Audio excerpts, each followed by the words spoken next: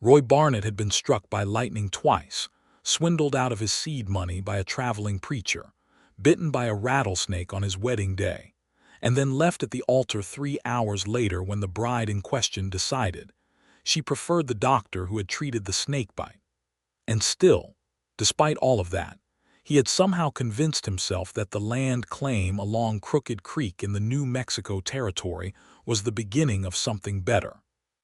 That conviction lasted roughly until the morning his well collapsed. It was the spring of 1882, and Roy Barnett stood at the edge of the caved-in hole in the dry red earth, hat in hand, looking down into what had been 30 feet of perfectly good water and was now 30 feet of perfectly good rubble. The sun was already punishing at 8 in the morning, pressing down on the back of his neck like a hot iron.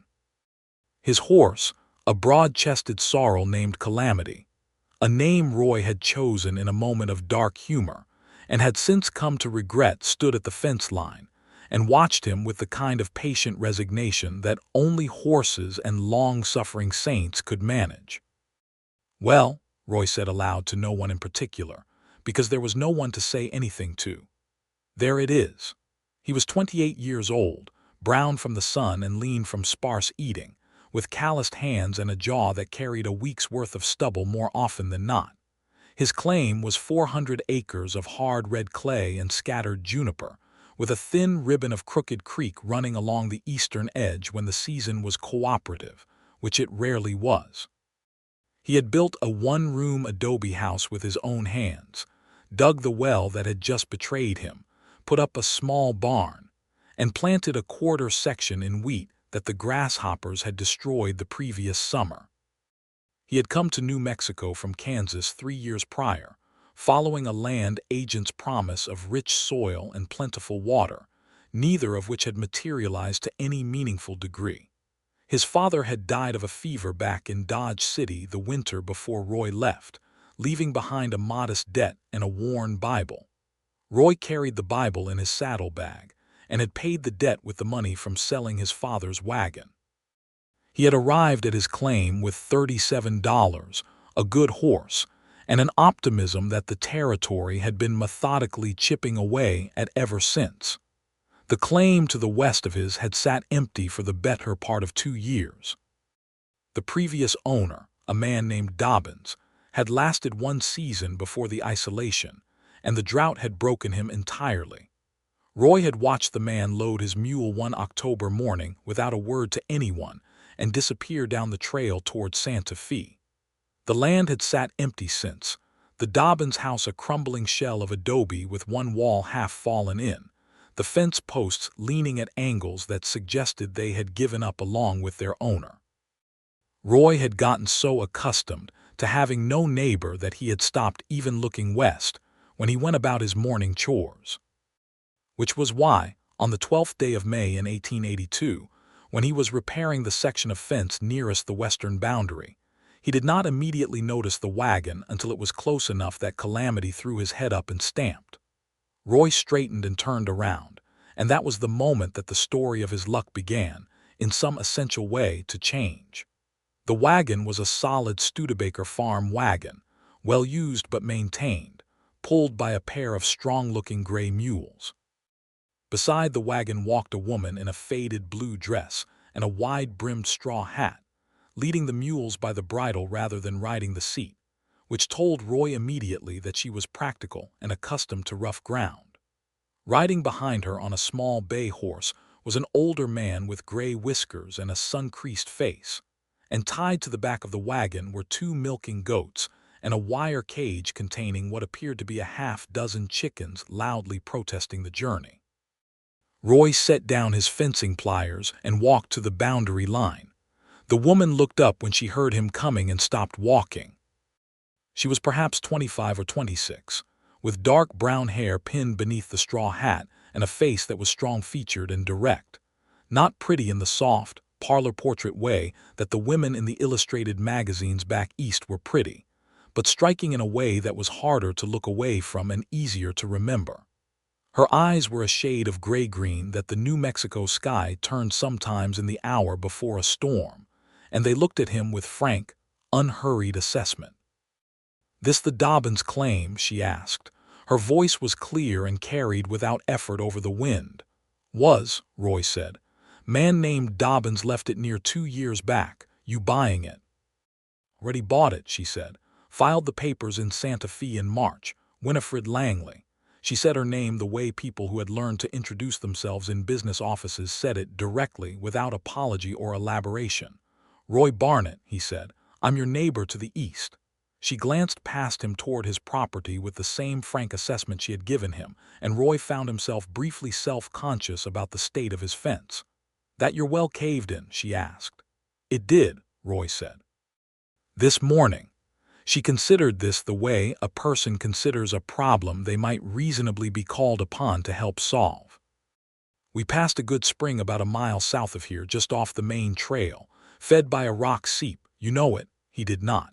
He had spent 3 years on this land and had not known there was a spring a mile to the south of him. "I do not," he said. "Well," said Winifred Langley with what might have been the beginning of a sympathetic look, "now you do."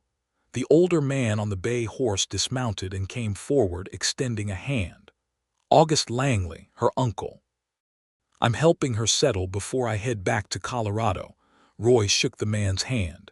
"You're leaving her out here alone." He had not meant it as a challenge, but it came out sounding like one, and Winifred's gray-green eyes came back to him with a steadiness that told him she had heard that particular concern expressed before and had decided some time ago not to find it flattering. "I am a grown woman, Mr. Barnett," she said. "I am not leaving myself out here alone. I am settling a land claim." "I meant no offense," Roy said. "None taken," she said, in a tone that suggested she had moved on from the remark entirely and was already thinking about something more productive. "Is there a general store in Paloma?"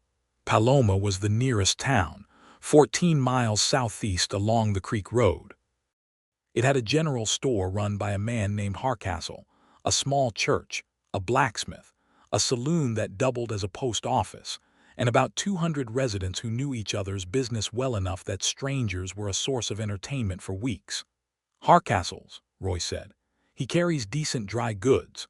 The freighter comes through from Las Cruces on the 1st and 3rd Friday of the month." Winifred nodded, absorbing the information with the brisk efficiency of a person composing a list in their head. "Thank you." She took the mule's bridle again and clicked her tongue. "We should get settled before dark. Good day, Mr. Barnett." "Good day, Miss Langley," he said. He watched the wagon creak past the boundary line and onto the Dobbins land. He stood there for a longer time than was strictly necessary, watching the blue dress and the straw hat moving through the knee-high scrub brush toward the ruined adobe house, before he remembered that he had a fence to repair and no water. He found the spring that afternoon, just where she had said it would be. The following morning, Roy rode into Paloma on Calamity to buy supplies and to arrange for lumber to shore up the collapsed well. He was in Hardcastle's general store, discussing the price of pine planking with the proprietor, when he became aware that the conversation in the store had shifted the way conversations did when something new had entered the territory of the community's collective attention. Winifred Langley was at the dry goods counter, working through a list written in a neat, deliberate hand on a folded piece of paper. She wore the same blue dress, or one very like it, and the straw hat was gone, replaced by nothing, her dark hair pinned up simply and without adornment. She was talking to Hardcastle's wife, Mabel, with the ease of a woman who had learned to make quick work of establishing herself in a new community, asking practical questions about the quality of the seed corn, and whether the molasses was the good grade or the watered variety. Mabel Hardcastle was watching Winifred with the slightly dazzled expression of a person who had expected to find someone they needed to fuss over, and had instead found someone perfectly capable of fussing over herself. Roy finished his lumber discussion and moved down the counter. "Miss Langley settled in last night." "Adequately," she said. "South wall of the Dobbins house needs rebuilding, but the other 3 are sound enough to sleep in for now. I have a list for the freighter's next run." She looked at Mabel Hardcastle. "He comes the 1st and 3rd Friday, my neighbor tells me." "That's right," Mabel said. "You are from Colorado, Mr. Langley's niece." From Denver originally, Winifred said. Before that, St. Louis. What brings you all the way out to a land claim in New Mexico territory? Asked a man at the far end of the counter. Roy recognized him as Denton Walsh, who ran cattle on a large spread north of Paloma and had a habit of inserting himself into conversations that were not directed at him. The Homestead Act, Winifred said pleasantly, brings me to a land claim in New Mexico territory. There was a brief silence, and then Mabel Hardcastle made a sound that might have been a laugh she was trying to suppress. The land out that way is hard, Walsh said. He was a heavy-set man in his mid-40s with the air of someone accustomed to being the most significant person in any given room. Dobbins couldn't make it work, man before him neither. I know, Winifred said. She folded her list and put it in her pocket. I researched the claim before I bought it. The soil is workable with proper irrigation, and there is a good spring to the south that neither previous claimant appears to have taken advantage of. Walsh looked at her the way men of his type sometimes looked at women who spoke with authority about practical matters, with a mixture of skepticism and condescension that he apparently believed was concern. You plan to work it yourself? I do. It's hard work for a woman alone. Most worth doing things are hard, Winifred said. She turned to Mabel Hardcastle. I will be back on the Thursday before the next freight run to confirm my order. She nodded to Roy, Mr. Barnett. And she walked out of the store with the same unhurried directness with which she appeared to do everything. The silence she left behind lasted a full 3 seconds. Well, said Mabel Hardcastle, with undisguised admiration, I do believe she will make a go of it. Roy found that he believed it too, which was a feeling new enough that he did not quite know what to do with it. Over the next several weeks, the evidence in favor of Mabel Hardcastle's prediction accumulated steadily. Roy could see the Langley claim from his fence line, and he watched between his own chores, as Winifred Langley went about the business of resurrection with a methodical energy that impressed him against his better efforts to stay uninvolved in his neighbor's affairs. She rebuilt the south wall of the adobe house herself with the assistance of her Uncle August, who stayed a full 3 weeks before departing for Colorado. She cleared the Dobbins fields, which had gone fallow and weedy, using the mule team and a borrowed harrow.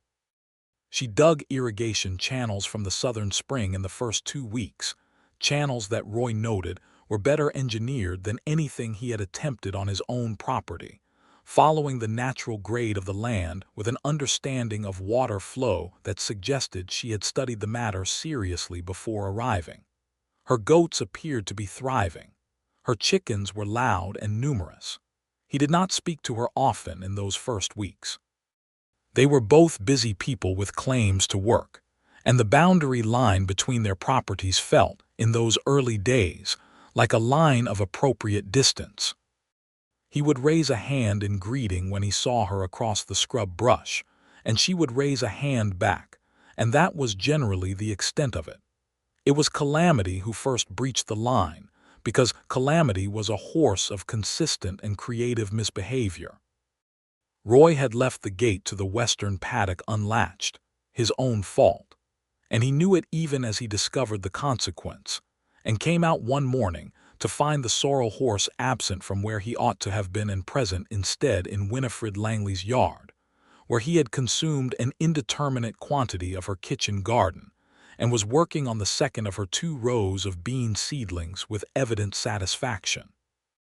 Roy went over the fence at a run, crossed the scrub brush at a pace that left him breathing hard, and arrived in Winifred's yard to find her standing in the garden with her hands on her hips, watching Calamity eat her beans with an expression that Roy could not immediately read. I am deeply sorry, he said, taking the horse's bridle. He got through a gate I left unlatched. Miss Langley, I am genuinely sorry. I'll replace whatever he destroyed. Winifred looked at him, then looked at the horse, who was chewing peacefully. He ate about half the beans, she said, left the squash alone. Either he has taste or the squash leaves are too prickly. I'll plant you new beans this week. And I'll pay you for the loss. She looked at him carefully. You do not need to pay me. The beans were new planted and the loss is not catastrophic, but I would accept the replanting. She paused, and possibly your help this afternoon if you are not otherwise occupied. I need to move a stone that is too large for me to move alone.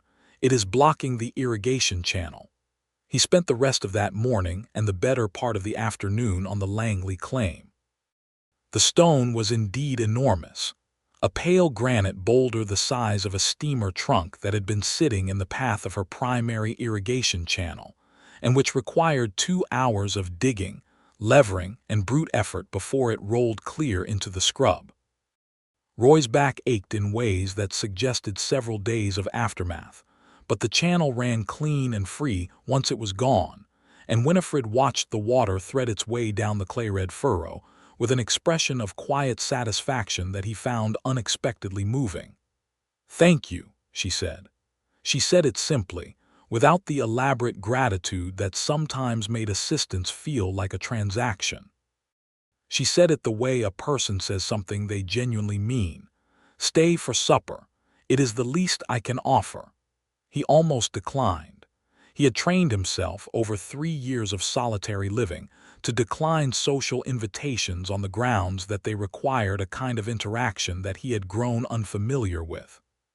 But something in the way she had said it, practical, genuine, without any of the performative hospitality that sometimes made dinner invitations feel obligatory, made him say yes instead. She cooked on a cast-iron stove that she had transported from Denver in the wagon, which Roy privately considered an extraordinary feat of planning and determination. She made a beef and vegetable stew from dried beef, potatoes, and the carrots her garden had so far managed to produce, with cornbread baked in a Dutch oven beside the stove. It was the best meal Roy had eaten in longer than he could specifically recall, which said something both about the quality of her cooking and the poverty of his own domestic arrangements. "How long have you been on your claim?" she asked, across the small table. 3 years this past February," he said. "Is it profitable?" He considered lying and then decided against it. "Not yet," he said. "The grasshoppers took my wheat crop last summer. The year before, the creek ran dry in August. First year I was still learning what the land would and wouldn't do." She nodded, without sympathy that condescended or optimism that dismissed. "What will you plant this season?" "Corn and some sorghum, more drought-tolerant than wheat, and I thought to try alfalfa on the eastern section near the creek." "Alfalfa is a good choice," she said. "The market for it is reliable. Cattle operations need it." She tilted her head slightly. "Walsh runs cattle north of town." "Has he ever approached you about a hay contract?" He stared at her. "No, I hadn't considered it." "You should. A guaranteed buyer makes the difference between a marginal operation and a sustainable one." She said it with the calm authority of someone who had done their research before arriving in the territory, which, Roy was beginning to understand, was precisely what she had done. "Where did you learn all this?" he asked. "About farming, about water, about contracts." "My father ran a farm outside St. Louis until I was 15, she said. "Then he died and my mother and I moved to Denver to live with Uncle August. I kept reading farm journals, irrigation manuals, accounts from other homesteaders." She paused, and something that might have been old grief moved briefly across her face and then passed. "I had a plan for coming here long before I came." "Why did you come?" He had not meant to ask something so personal, but the question had been in his mind since the first morning, and it came out before he could manage it. She was quiet for a moment, looking at her stew. "I was engaged," she said finally. "In Denver. A man named Gerald Foss. He was a businessman, reasonable, educated, respectable. We were engaged for 8 months. Then he decided that a wife who read farm journals and planned to homestead was not the sort of wife he had in mind." She said it without bitterness, but without the pretense that it had not mattered either. "I was 24 and my plans were already made, so I made them without him." "I'm sorry," Roy said. "Do not be," she said, and this time there was something very nearly like a smile. He would have been a poor sort of partner for this kind of life. Roy thought about his own catalog of misfortunes, starting with the snakebite and the abandoned wedding and ending with the well that had caved in on the morning she arrived, and found himself agreeing with her general principle, even as he recognized his own particular record of failure as somewhat extraordinary. "I should tell you," he said, "since we are neighbors and you may as well know it, I am generally considered to have the worst luck in the territory." She looked at him directly. "Who considers you that?" "Mostly everyone in Paloma. And based on the available evidence, I have a hard time arguing against it." "That is a description," she said, "not a destiny." He did not know what to do with that either, but he thought about it on the walk back to his own house in the blue dark New Mexico evening, with the stars coming out over the juniper ridges and the coyotes beginning their nightly conversation in the arroyos to the west. He thought about it for several days afterward. The season moved into June, and the heat settled over the territory like something deliberate and implacable. Roy planted his corn and sorghum and the alfalfa along the eastern section, and he repaired the well, which required assistance from 2 men out of Paloma, and a significant expenditure he could not really afford. And he thought about the suggestion Winifred had made regarding Denton Walsh and a hay contract. He would not have gone on his own. He and Walsh had never been on warm terms, and Walsh's attitude toward Winifred in Hardcastle's store had soured Roy's opinion of the man further. But the idea of a guaranteed buyer for his alfalfa was sound, and he had a feeling that Winifred was generally right about practical matters in the same uncanny way that certain people were right about weather. He rode out to the Walsh spread on a Tuesday morning in mid-June. The Walsh property was large and well-watered from an upstream diversion that Roy had long suspected was not entirely above reproach in terms of water rights, but had never had cause to contest. The main house was 2 stories of territorial adobe, with a covered porch and a bunkhouse that housed a half-dozen cowhands. Walsh was in the yard when Roy arrived and heard him out with the skeptical patience of a man accustomed to being approached for business. "Alfalfa," Walsh said. "You growing enough to matter. I will be by late summer. The eastern section is about 60 acres. I expect 2 cuttings before frost." Walsh looked at him in the calculating way of a man making a profit computation. "I'll take what you can deliver at market rate, minus 5 cents a hundredweight for transport inconvenience." It was not a generous offer, but it was a contract, and Roy took it, and rode back to his claim feeling something he had not felt in long enough to make it startling, something that was related to, though not quite identical with, hope. He stopped at the boundary line on his way back, and without entirely deciding to, turned his horse west. Winifred was in her fields, walking the irrigation channels with a stick she used to clear debris from the furrows. She looked up when she heard Calamity's hooves. "Walsh took the contract," Roy said. Something bright and genuine crossed her face. "That is excellent news," she said. "It was your idea," he said, "so I thought you should know it worked." She nodded, and then after a moment she said, "How is the well coming along?" "Repaired. Cost me more than I had in reserve, but it is done." "I am glad." She looked at him for a moment with that frank, unhurried quality that he had been noticing for weeks, not assessing him exactly, more like seeing him clearly and not looking away from what she saw. "Come look at the spring channel. I want your opinion on something." He tied Calamity to a fence post and followed her south along the edge of her property to where the main irrigation channel entered from the spring.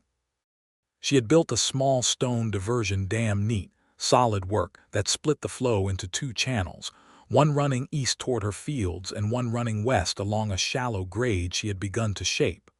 "I want to extend the western channel," she said, "but the grade drops too sharply about here." She indicated a point about 30 yards further along. "I cannot get the water to run slow enough without losing it to seepage. What do you think?" Roy studied the grade, walked its length, crouched and looked at the angle.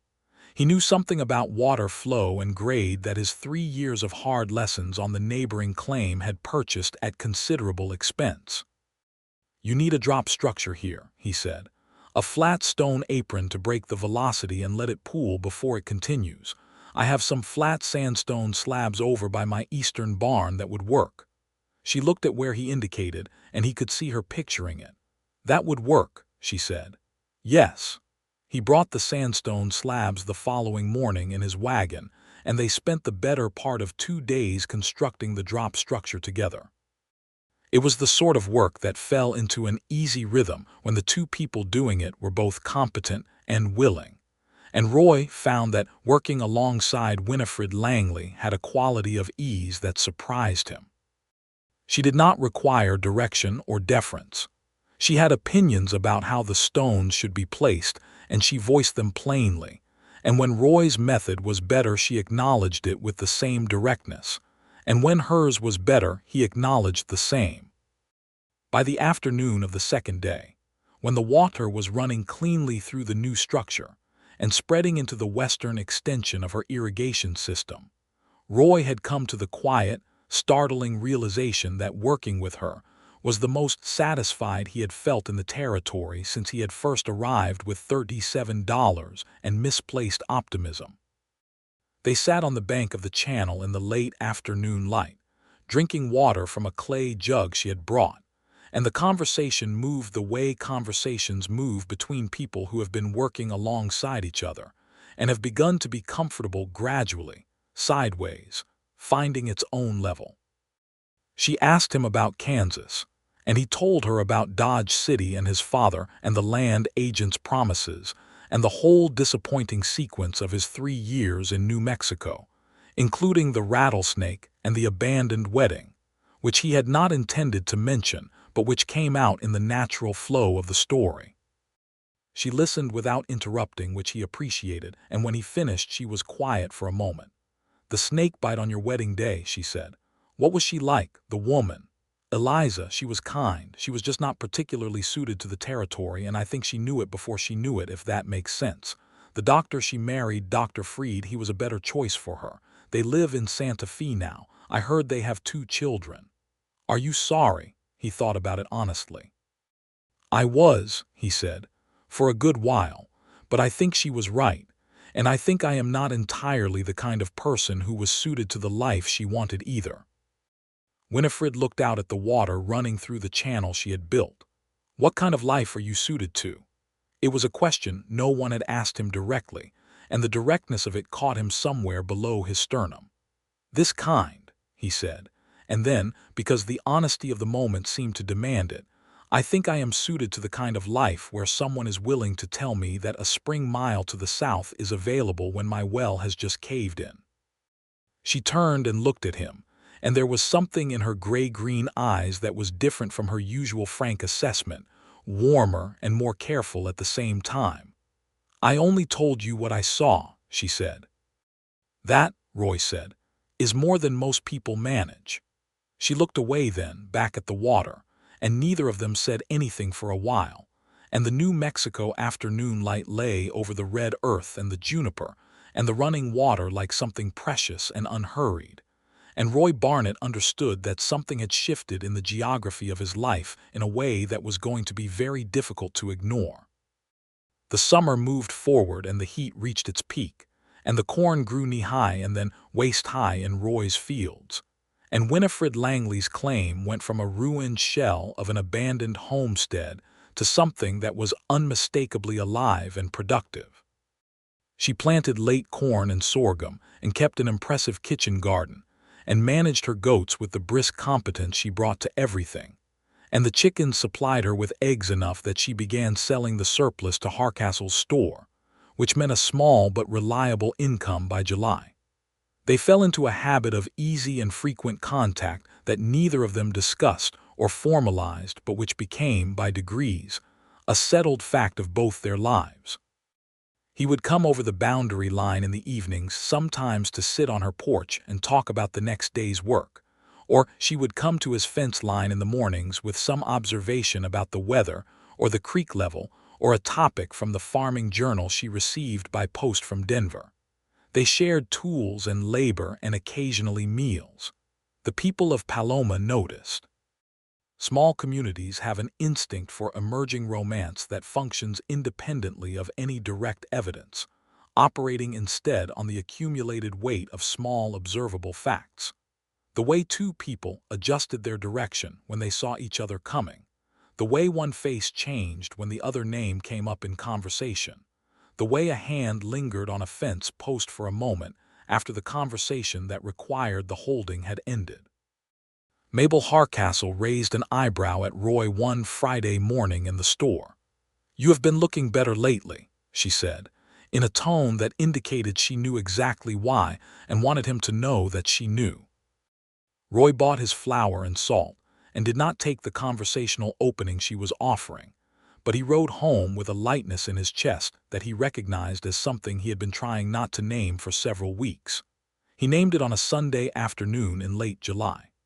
They were sitting on the bank of Crooked Creek, where it ran through the eastern edge of his claim, after a morning of joint effort clearing a section of the creek channel that had silted up and was diverting water away from both their properties. They were tired and muddy and comfortable in the way of people who have done hard physical work together and have moved beyond self-consciousness about their appearance. Winifred had her boots off and her feet in the water, which was shallow but cool enough to be a relief in the July heat, and she was reading from the farming journal she had brought along in the impractical but characteristic move of someone who would bring reading material to a ditch-clearing project on the grounds that there might be a convenient moment. Roy was looking at her and not at the creek, and he was no longer surprised to find that he was looking at her, because it had become the most natural direction for his attention to travel. "There is an article here about dry land farming techniques being developed in Colorado," she said, without looking up. "The author argues that with proper soil preparation and drought-resistant varieties, the rainfall levels we receive in this territory are theoretically sufficient for a profitable operation without irrigation." "Theoretically," Roy said. "The theory is sound," she said. "Most of the theories that nearly broke me were sound," he said. She looked up at that and found him watching her, and something passed across her face, a kind of alertness or a kind of recognition. She did not look away. "Roy," she said. He had not told her to use his first name, and she had not asked permission. She had simply started using it somewhere around the middle of June, and he had started using hers, and neither of them had remarked on it because it had felt like the most natural thing in the world. "I have been thinking," he said, and then found that the thing he had been thinking was harder to say directly than he had expected, not because he doubted it, but because it mattered enough to make him want to say it correctly. "I know," she said quietly. He looked at her. "You know." "I suspect," she amended. "I am fairly good at reading people, and I have been reading you for approximately 2 months." She paused. "I would like you to say it, though, if you are going to." "I am in love with you," Roy Barnett said to Winifred Langley on the bank of Crooked Creek in the New Mexico Territory in the summer of 1882, with muddy boots and a 2-day beard and the memory of 3 years of the worst luck in the territory still fresh enough to make the statement feel like a considerable act of courage. "I did not intend to be, and I am aware that we have not known each other long, and I will entirely understand if you want me to go back to my side of the boundary line and stop looking at you the way I have been looking at you. But I am." Winifred Langley put down the farming journal. She looked at him for a long, unhurried moment with those gray-green eyes that had, since the first morning she arrived on her claim, seen him with a clarity that no one else in his acquaintance had ever quite managed. "I came to New Mexico," she said, "because I had a plan. The plan involved land and water rights and crop rotation and a viable irrigation system. It did not involve a neighbor whose horse ate my bean seedlings." "No," Roy said. "I imagine it did not." "And yet," she said, "here we are." She leaned forward and kissed him, which Roy had not anticipated in the precise form it took, deliberately, warmly, with no ambiguity about its meaning. His hand came up and found the edge of her jaw, and he kissed her back with the entire accumulated weight of 3 years of loneliness and failed plans, and a persistent, unreasonable belief that things were going to get better, all of it arriving at once in the form of this moment on this creek bank in this impossible, beautiful, punishing, sun-drenched territory. When she pulled back, her eyes were very bright. "I am also in love with you," she said, in case that was not sufficiently clear. "It was clear," he said. "Good," she said. Now come and read this article about dryland farming. It is genuinely interesting." He laughed a real laugh, the kind that starts in the chest and has no self-consciousness in it, and she smiled at that. And he moved closer and she handed him the journal, and they sat together in the late afternoon light with the creek running over their feet and the juniper hills going gold in the distance, and the coyotes beginning their evening chorus in the arroyos. And Roy Barnett thought that, whatever the total sum of his luck amounted to, something in the accounting had shifted in a direction he had not seen coming. The courtship, if it could be called that, had the same quality as everything else between them, practical and genuine, and without much pretense. They were neighbors with claims to run, and there was not a great deal of time for the kind of leisurely romance that existed in the illustrated magazines back east, but what there was felt more real for being embedded in actual life. He helped her with her heavier work when she needed it, and she helped him with his. And in the evenings they talked on one porch or the other until the stars were thoroughly out, and the night air had cooled from brutal to merely warm. And what they talked about ranged from water rights and crop prices to the books she had read in Denver, and the things his father had told him about reading land and weather, and occasionally to the shape of what they each wanted their lives to eventually contain. It was on one of those evenings in early August that she told him about the injustice that had brought her directly to the decision to homestead rather than continue looking for work in Denver.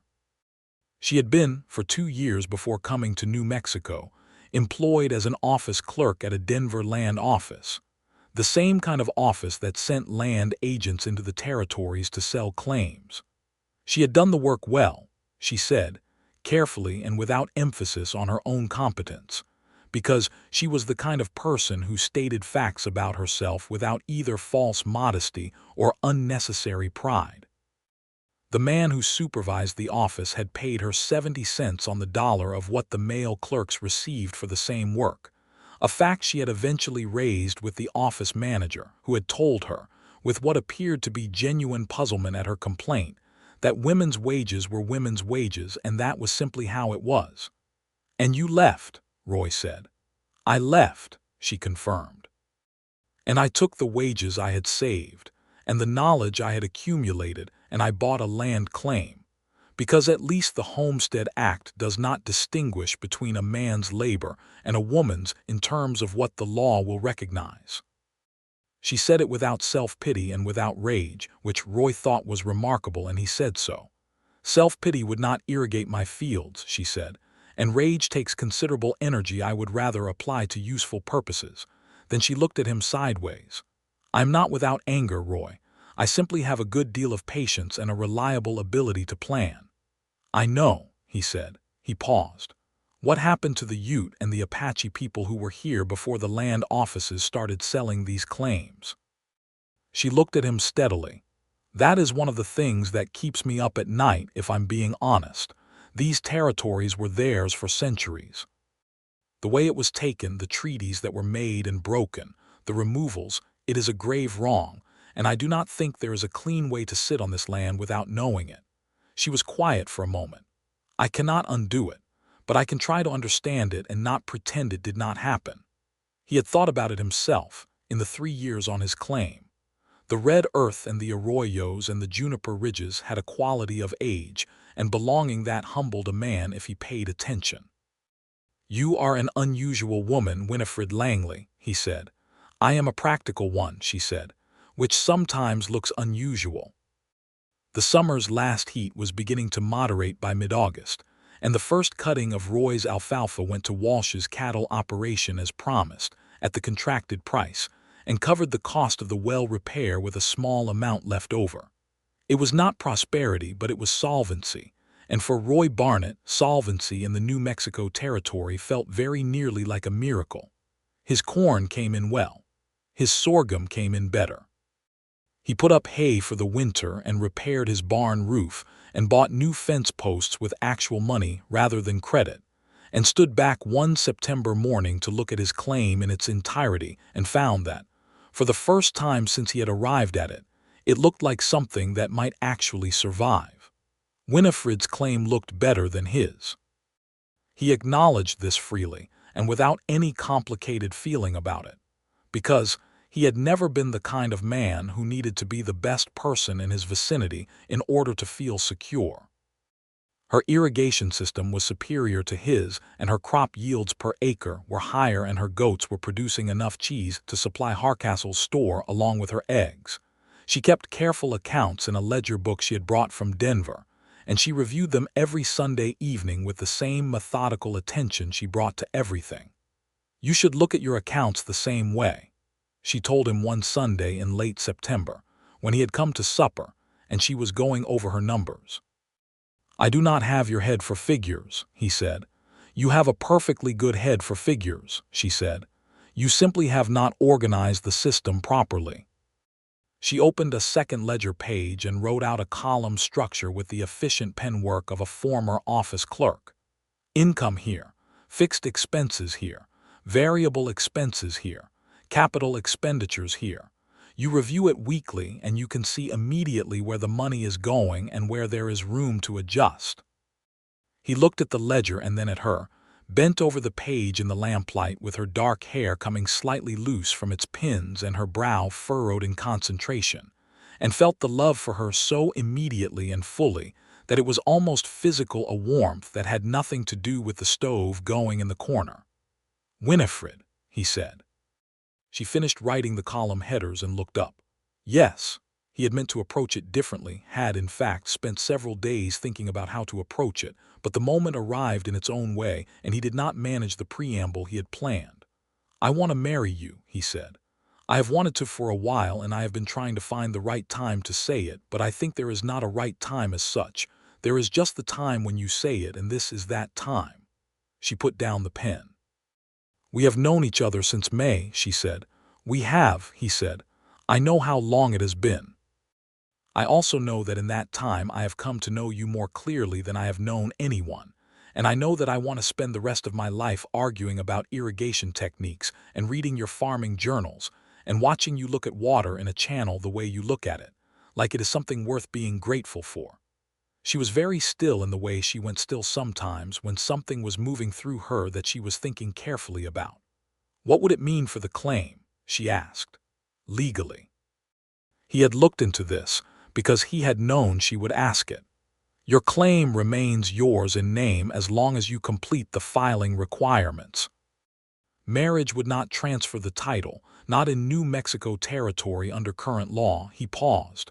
"But I want to be clear that the reason I am asking has nothing to do with the land and everything to do with you." "I know that," she said quietly. "Winifred." "Yes," she said. He was not certain he had heard her correctly. "Yes. Yes, Roy, I will marry you."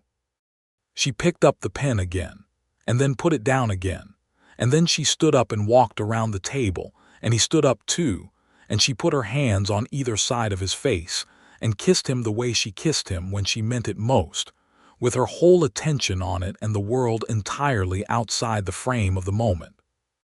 "Now," she said when she stepped back, "I want to finish the accounts and you are going to learn to read a ledger properly." He laughed. "Yes, ma'am," he said. "Do not call me ma'am," she said. "I am not your school teacher."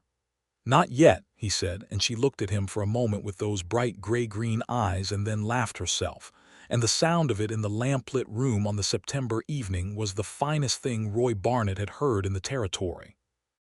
They were married in October of 1882 in the small church in Paloma by the Reverend Adcock, who was a decent man with reasonable theological views and enough practical sense not to deliver a sermon that lasted more than 20 minutes, which Roy had specifically requested on the grounds that Winifred looked likely to tell the Reverend to get to the point if he went on too long, and he was not wrong about this. Mabel Hardcastle organized a supper at the church hall afterward, with contributions from what seemed like most of Paloma, which was a gesture that genuinely surprised Roy, who had been 3 years in the territory without accumulating what he would have called strong community ties, and which seemed to indicate that Winifred had, in 5 months, become the kind of neighbor that people were glad to celebrate. Even Denton Walsh came, which Roy had not expected. Walsh shook his hand with a grip that was a fraction too firm, as men like Walsh shook hands, and said something about hoping Roy knew what he was getting into, which Roy recognized as Walsh's version of a compliment. "I know exactly what I am getting into," Roy said. August Langley had come back down from Colorado for the wedding, and Roy liked the older man in a direct and uncomplicated way. August had the look of a man who had been through enough in his life to have come out the other side with a dry sense of humor and a genuine warmth beneath it, and he pulled Roy aside before the ceremony and said, with no preamble, "She is the best person I know. Do not give her cause to be disappointed." "I do not intend to," Roy said. "Intentions are not the same as actions," August said, and then shook Roy's hand and went to find his seat, and Roy thought that August Langley was the kind of uncle who had done the work of being worth having.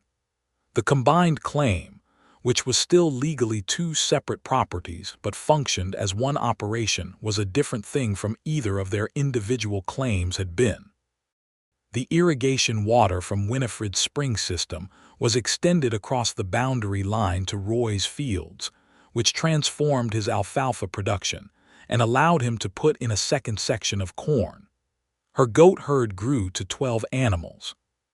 His cattle herd, which had previously consisted of 4 miserable longhorns of uncertain health, was expanded to 14 with careful management and 2 purchases at the Paloma stock sales.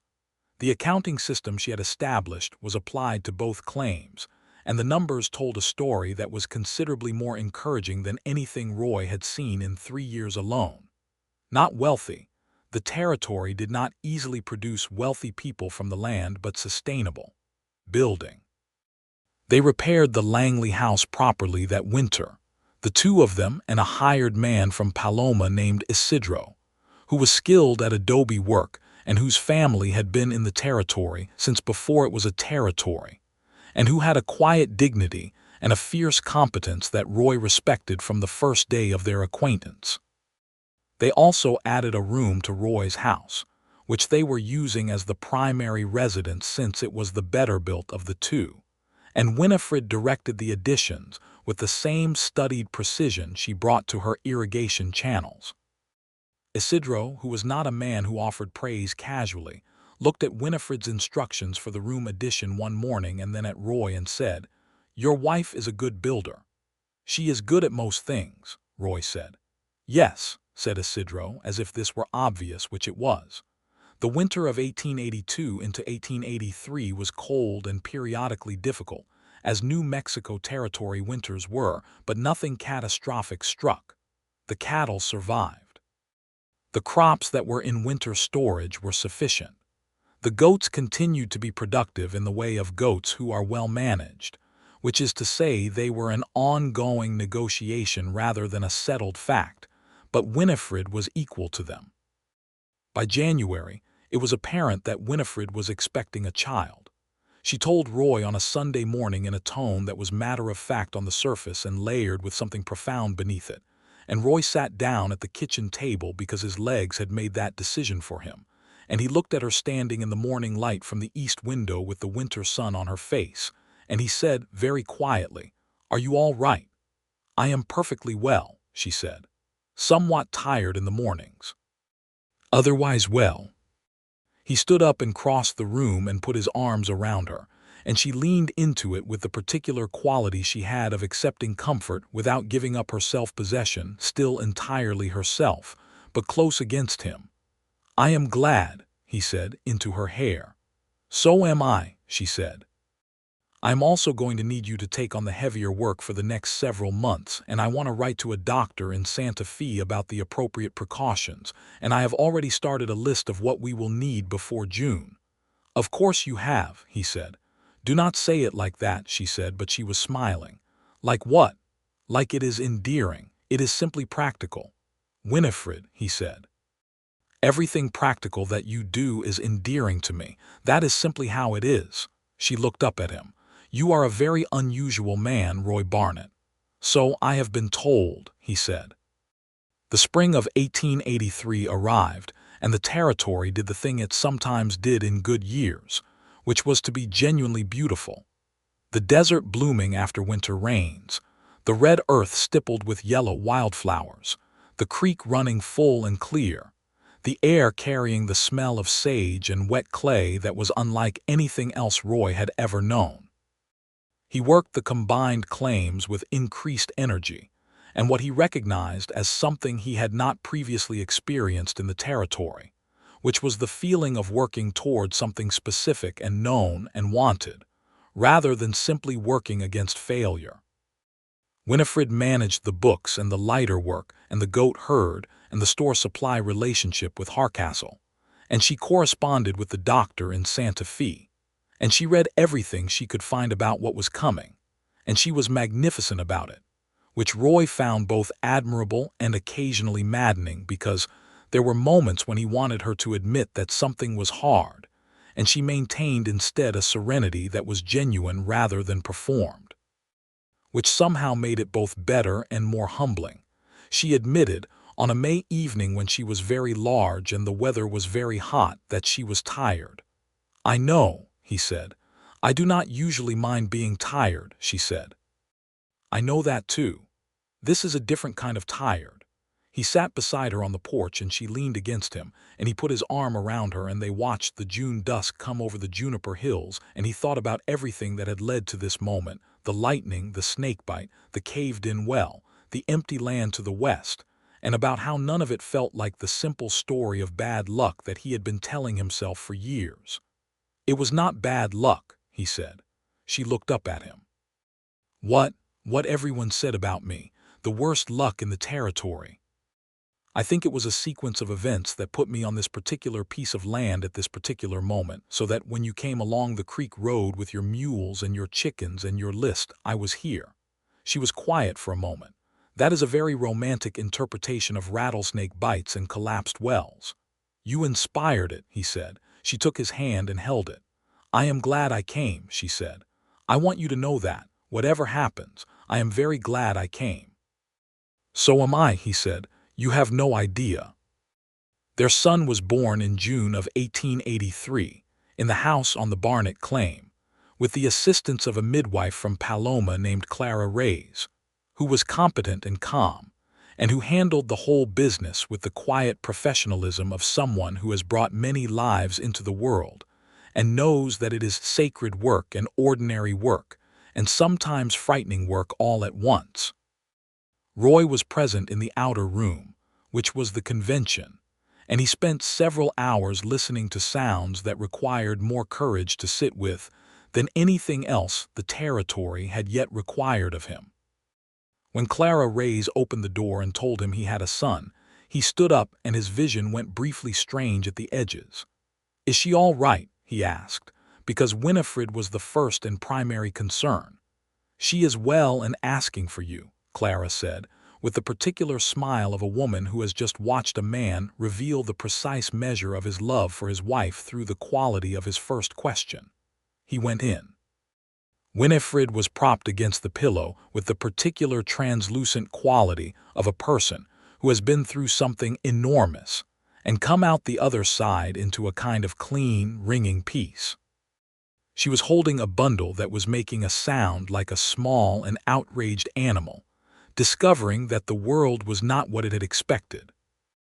Roy sat on the edge of the bed and she held the bundle out and he took it and looked down at the red-faced, objecting, absolutely perfect small person that was his son, and something happened in his chest that did not have a name exactly, but that settled into him and took up residence like something that had always been there and had been waiting for this moment to make itself known. "He has your nose," Winifred said. "My nose is not worth having," Roy said. "It is a good nose," she said firmly in the tone she used for facts that were not open to negotiation. "What shall we call him?"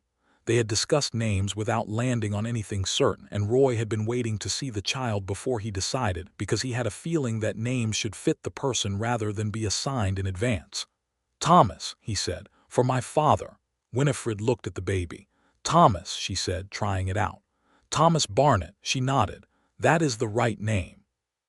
Thomas Barnett was a healthy and loud infant who had his father's nose and his mother's gray-green eyes, and a personality that revealed itself within the first weeks, as a blend of Roy's stubborn patience and Winifred's brisk determination, which combination suggested he was going to be a force to reckon with in approximately 15 years. The fall of 1883 brought the second alfalfa cutting and the best corn harvest Roy had seen in 3 years on the claim, and the accounts for the combined operation showed, for the first time, a genuine profit margin, not lavish, but real. Roy sent a portion of it to August Langley in Colorado, in partial repayment of the money August had lent Winifred for her initial claim purchase, and August wrote back a letter that said he was proud of both of them and that he would be coming to visit in the spring and expected to be fed properly. He was. August arrived in April of 1884 with a mule loaded with gifts that included a set of good cast-iron cookware for Winifred, a saddle for Roy that was better than anything Roy had ever owned, and a wooden rocking horse for Thomas that the child regarded with deep suspicion for approximately 48 hours before deciding it was the best thing in the world. August spent 3 weeks, and in those 3 weeks he and Roy developed the easy companionship of men who respect each other's competence and share a fundamental affection for the same person.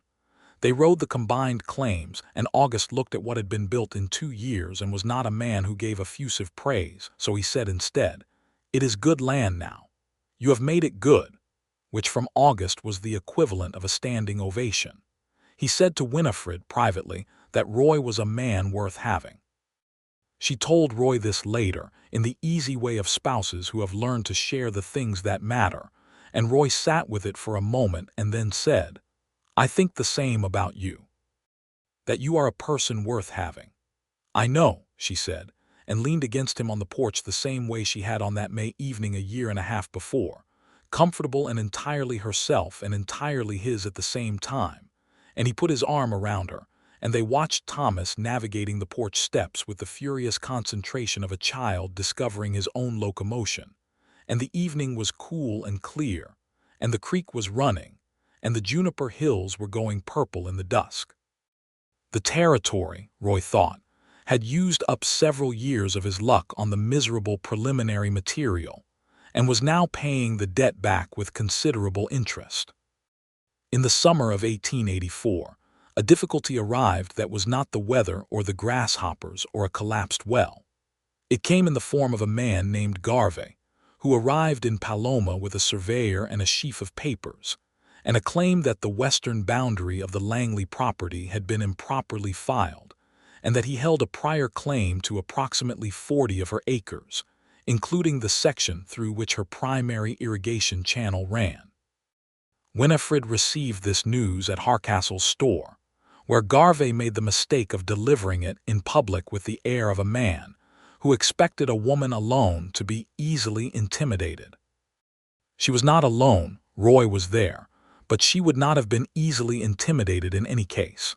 She looked at Garvey's papers with the attention of a woman who had worked in a land office for 2 years and knew precisely what a valid claim document looked like and what an irregular one looked like. She looked for a long time, and then she looked at Garvey. "The surveyor's certification on these papers is dated 4 months after my filing in Santa Fe," she said. "Which means your claim, if it is legitimate at all, which I am not conceding, was filed after mine. Under the Homestead Act, the prior filing takes precedence." Garvey looked at her with the narrowing eyes of a man recalibrating. "My legal representation says otherwise." "Your legal representation is either mistaken or dishonest," Winifred said. "I suggest you consult the Territorial Land Office records in Santa Fe before making any further representations of this kind." The matter went to a Territorial Land Office review, which cost them 3 months of anxiety and 2 trips to Santa Fe, one by Roy with the relevant documents, one by Winifred in person, because she wanted to make the arguments herself and was, frankly, more qualified to make them than anyone they could have hired. The review found in her favor by October, and Garvey's claim was denied with a note in the record that the filing had been procedurally deficient in several respects. Walsh, who had heard about the case through the Paloma network and whose own land interests gave him a reason to pay attention to land claim disputes, told Roy at the stock sale that he thought Winifred Barnett was a formidable woman. "She is," Roy said. "You knew that before you married her," Walsh said, with a trace of something that might have been humor. "I did," Roy said. "It was one of the primary reasons." Walsh made a sound that Roy eventually identified as a laugh, which was so unexpected that he nearly missed it. By 1885, the combined Barnett operation was one of the more stable small farm and ranching operations in the Paloma area. The alfalfa contract with Walsh had been renegotiated to more favorable terms. Winifred had done the renegotiating, and the cattle herd had grown to 22 head.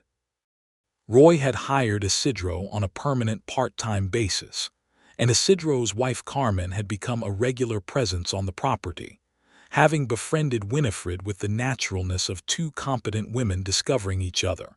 And their two daughters, Maria and Elena, regarded Thomas Barnett as a kind of honorary younger brother, whom they could be simultaneously fond of and boss around.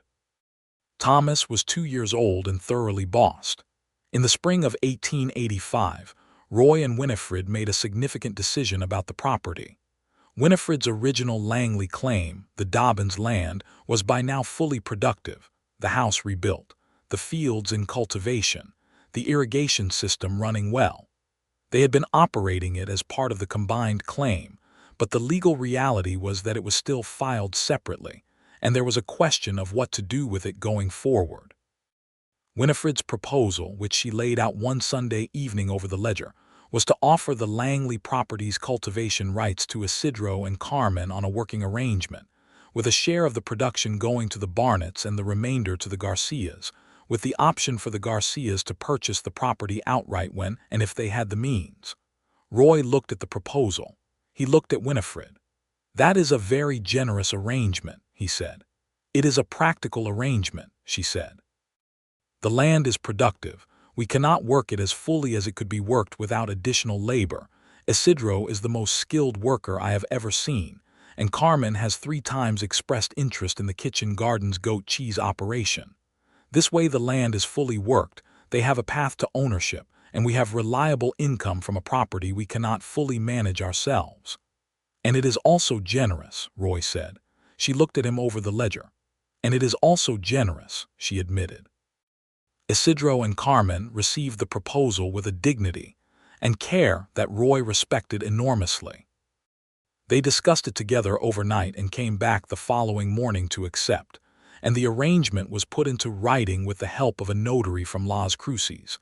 And from that spring forward the former Dobbins claim, the Langley claim, became the Garcia operation, tended with the same careful intensity that the Garcias brought to everything they touched. The land, which had broken 2 men before Winifred came to it, bloomed. In the fall of 1885, Winifred told Roy she was expecting their second child.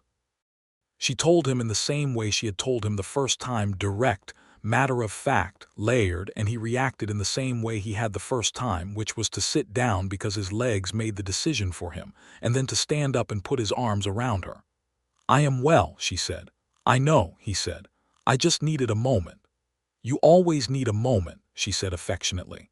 "You always know how to give me one," he said. The second child, born in April of 1886, was a girl. She arrived in the same way Thomas had, with Clara Reyes attending, and she was announced to Roy with the same words, "Healthy, mother is well, asking for you." She had Winifred's dark hair and Roy's stubborn jaw, and the kind of presence, even as a newborn, that suggested the world had better be ready for her. They named her Margaret, for Winifred's mother, who had died in Denver 2 years before and whose absence Winifred had carried with the quiet, constant weight of a grief that had no clean resolution. Thomas was 3 years old when Margaret arrived and regarded her with the careful suspicion of a child who has been warned about a new sibling and is reserving judgment. He came around fully within approximately 2 weeks, at which point he became ferociously protective of her in the indiscriminate way of older brothers, who have decided that something is theirs to defend. The summer of 1886 was a good one, good rain in June, good heat in July, the creek running full enough to supplement the irrigation system through August, and the alfalfa coming in so well that Roy and Walsh renegotiated again, this time to include a larger volume at a flat rate that worked to both their advantages. The corn was excellent. The cattle were healthy. The goat herd, managed increasingly by Carmen Garcia, who had a natural gift for it, was producing cheese that Hardcastle was now selling as far away as Las Cruces. Roy stood at the fence line on a September morning and looked at his claim, and then west at the Garcia operation on the old Dobbins land, and thought about everything that the land had taken and everything it had returned. He heard Winifred coming up behind him, because he knew her footsteps on the clay by now, the particular rhythm of someone who walks with purpose and pays attention to where they are going. She came and stood beside him, carrying Margaret on her hip. The girl was 5 months old and had opinions about being put down, which were consistent and loudly held, and they looked out at the land together. "Are you all right?" she asked. She always asked it the way she meant it, with her full attention on the question. "I am," he said. "I was thinking about when the well collapsed." 4 years ago this spring," she said. 4 years ago this spring, the well collapsed and you drove past the boundary line and told me there was a spring to the south." He shook his head. "I have thought so many times about what would have happened if you had not come when you did." "You would have found the spring eventually," she said. "Maybe," he said, "but I would have found it alone." She leaned against him the same way she always did, with the small, warm weight of Margaret between them, and the September sun lay over the red earth and the growing things and the creek in its banks. "I had a plan when I came," she said. "I had everything planned very carefully. The soil composition, the water sources, the crop rotation, the market access, everything." "I know," he said. "I did not plan for you," she said.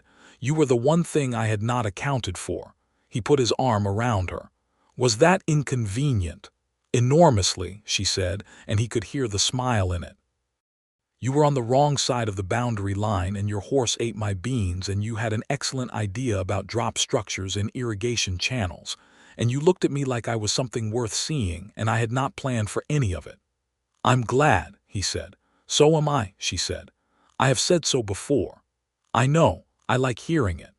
Margaret made a sound that was either contented or the beginning of the opposite, and Winifred shifted her and the girl settled.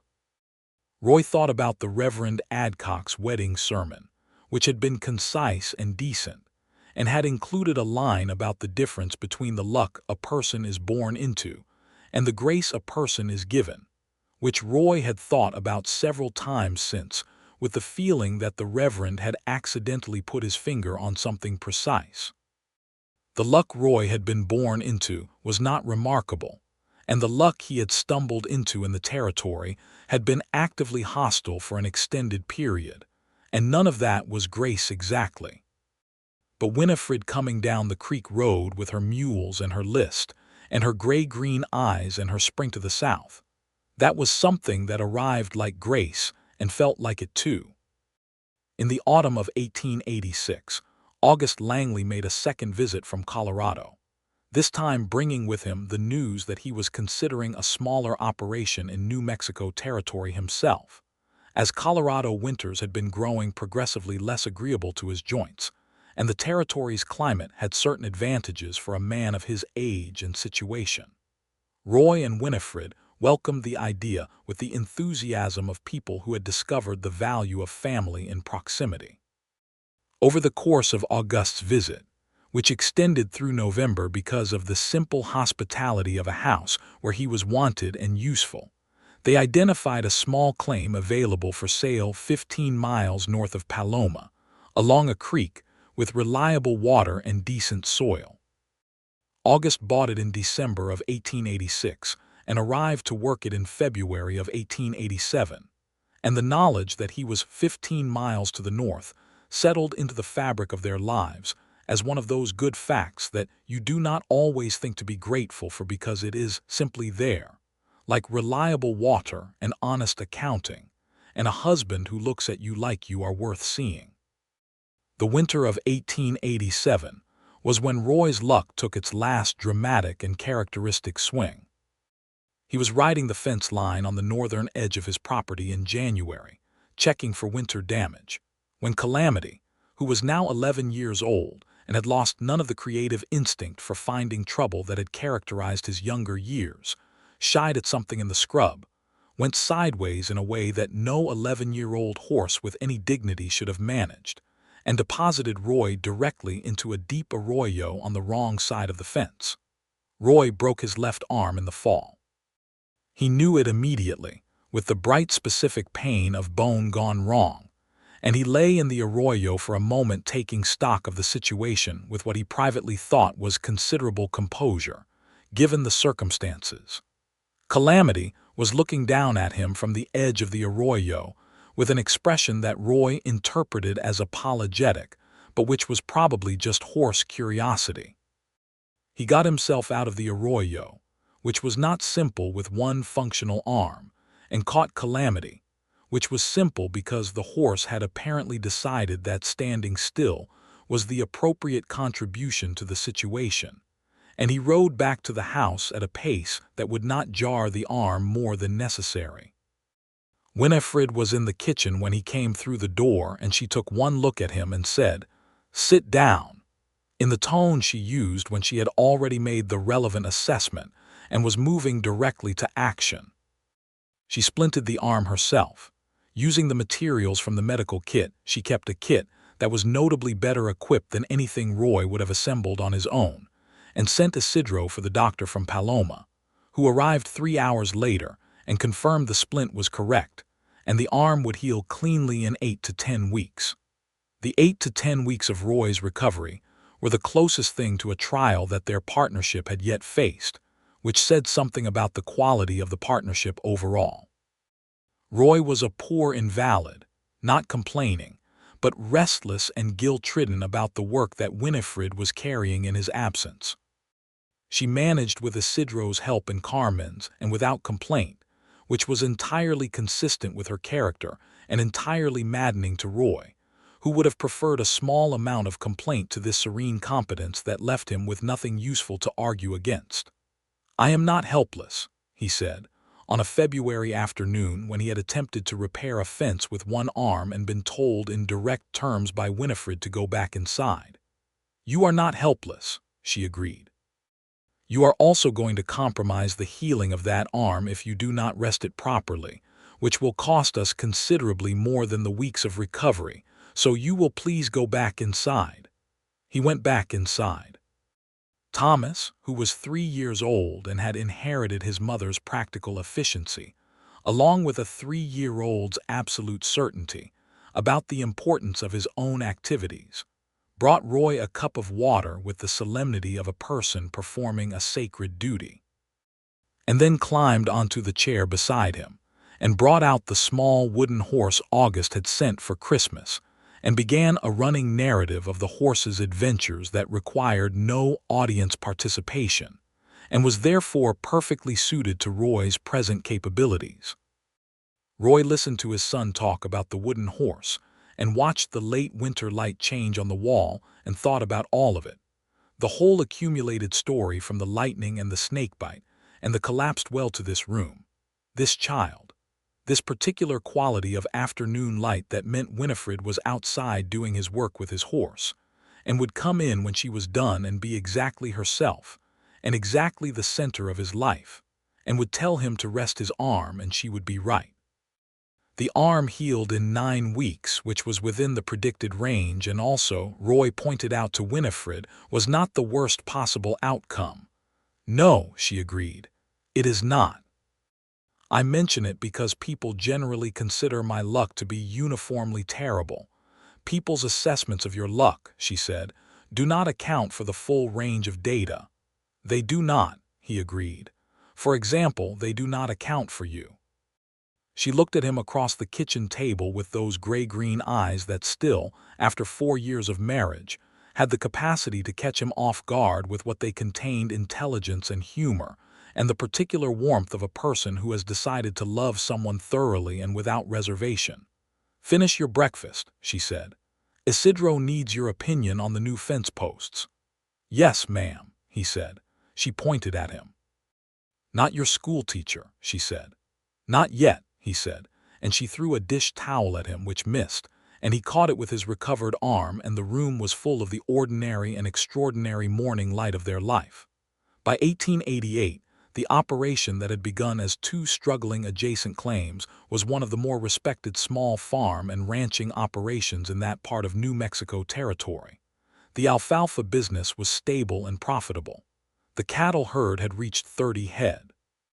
The Garcia operation on the old Dobbins land had been formally purchased by Isidro and Carmen, in a transaction that Roy and Winifred attended as witnesses, and the papers were signed in Harcastle's store, with Mabel Harcastle providing a cake that was, frankly, better than the occasion required, but no one said so. Isidro shook Roy's hand after the signing with a grip that communicated what his characteristic quiet dignity did not always say aloud, and Carmen embraced Winifred in the way of two women who have been good to each other across the practical geography of neighboring lives. Thomas was 5 years old and was attending the small school that had opened in Paloma the previous year, taught by a young woman from Las Cruces named Miss Acha, and he went to school with the same brisk determination that characterized everything he did, and came home with the same to report on the day's events at a volume and pace that suggested he was concerned Roy and Winifred might miss something important if he did not cover all the material.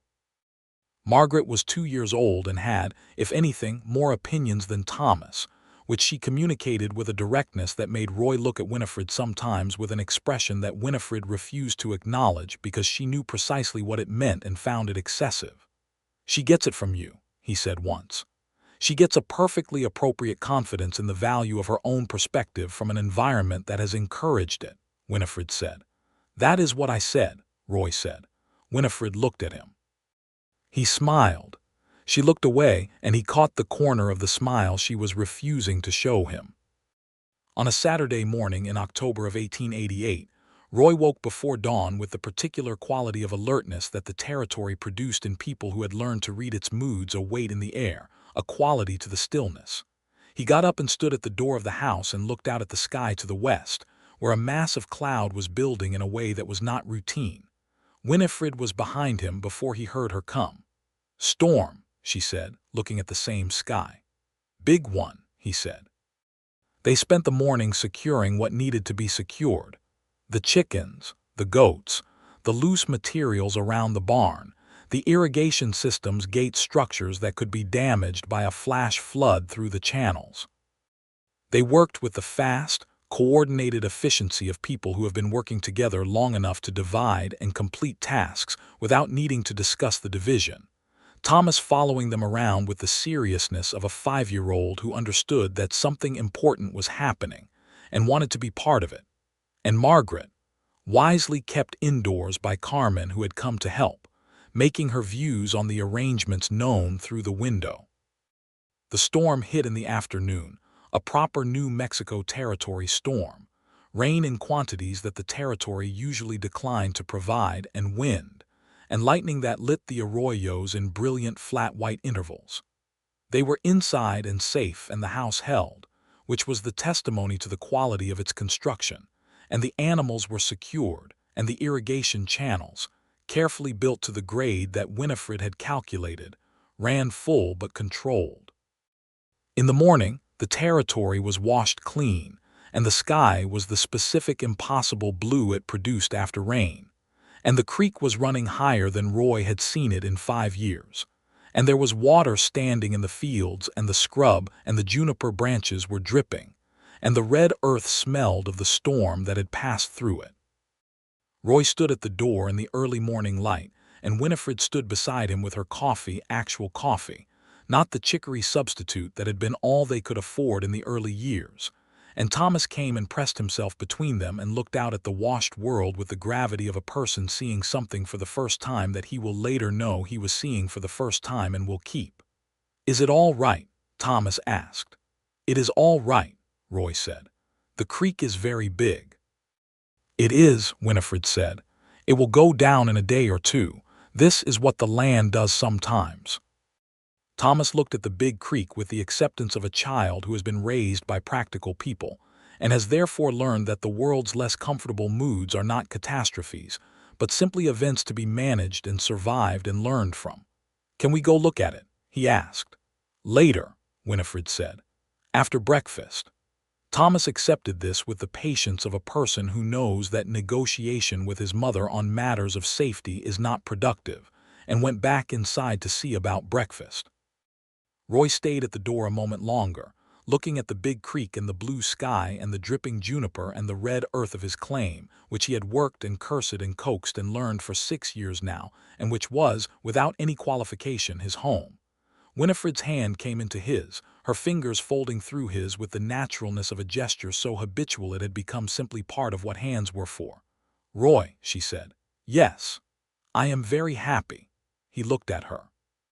She was looking out at the washed land with her gray-green eyes clear, and her dark hair coming loose at the edges from last night's weather, and the October morning light was on her face, and she looked like what she was, a woman who had come to a hard land with a careful plan and a stubborn heart and had made something real from both, and who had found, in the process, something she had not planned for and had been changed by and had chosen every day to keep. "I know," he said. "I can see it." "Is that all right?" He squeezed her hand. "Winifred, my well collapsed the morning you arrived. It collapsed, and the first thing you did was tell me where to find water. That is the only summary of my luck that has ever made any sense to me."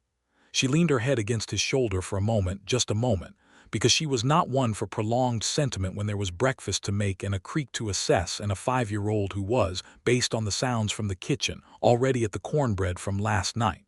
"Come inside," she said. "Thomas has found the cornbread." "He always finds the cornbread," Roy said. "He gets it from you," she said. "He gets a perfectly appropriate appreciation for quality baked goods," Roy said, in her exact intonation, "from an environment that has encouraged it." She laughed that full, real laugh that had been the finest sound in the territory since the first time he heard it, and pulled him inside. And the door closed on the washed morning and the big creek and the blue October sky and the red New Mexico earth that was, by every reasonable measure, theirs. The years that followed had the quality of things that have found their shape and are growing into it.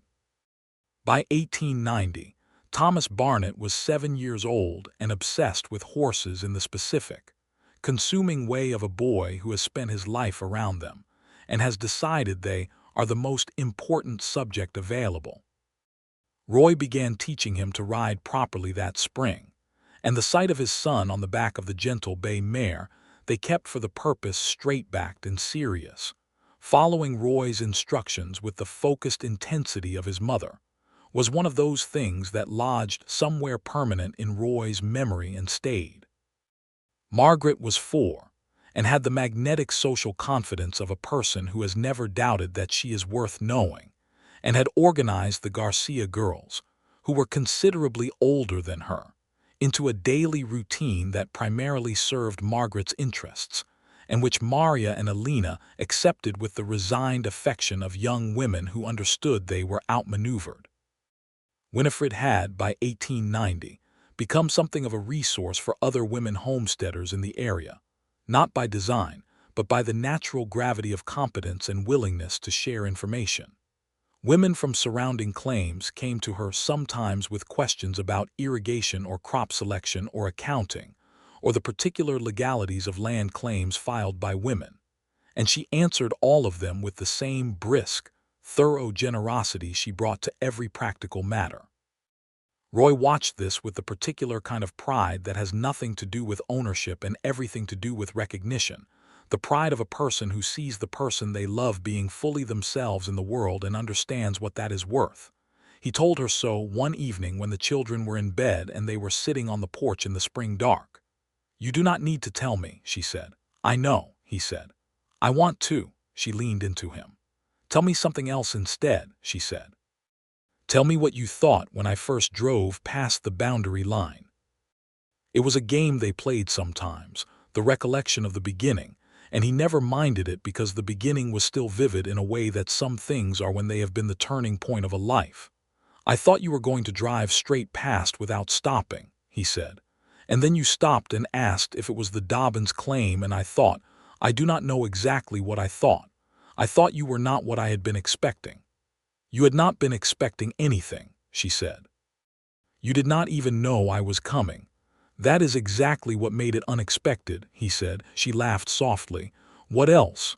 "I thought you would not last the summer," he said honestly. She pulled back slightly and looked at him. "Roy Barnett, I was wrong," he said, "immediately and thoroughly wrong. Within about 3 days I knew I was wrong. You had already dug half the irrigation system."